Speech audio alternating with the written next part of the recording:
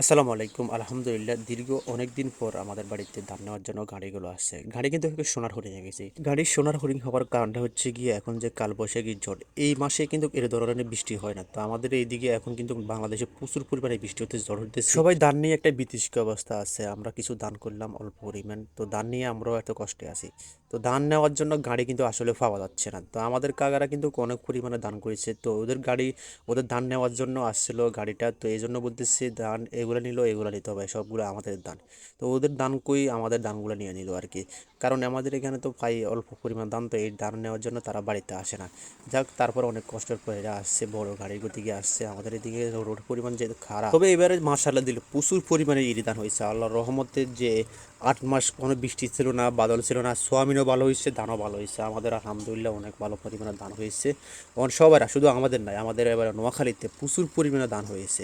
তো ইরি ধান যে এত দান হয় আমি আগে জানতাম না। তো এই জন্য যে মানুষ যে ইরি কেন করা হয়, এই ইরির কারণ আপনারা জানেন যে আমাদের নোয়াখালীতে এবারে কিন্তু পানির সংকট আছে।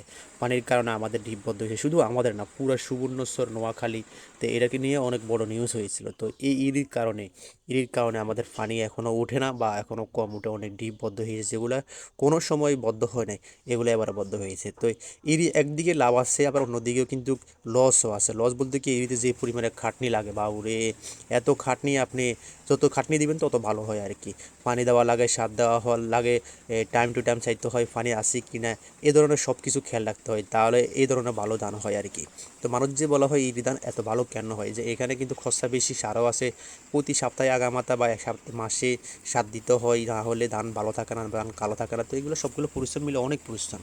তো যাক, আলহামদুলিল্লাহ অনেক ভালো ধান হয়েছিল।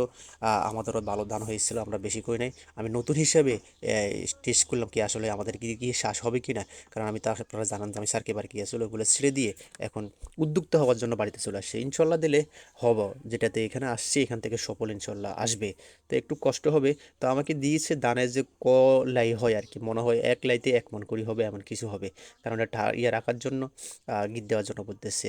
আর যে খেরগুলো এখনও ভিজে, যদি রোদ না হয় তাহলে কিন্তু এগুলা কিন্তু ভিজে যাবে, এগুলা শুকাইবে না। তো এই জন্য এগুলাকে মানে মেলে দেওয়ার জন্য চেষ্টা করতেছি।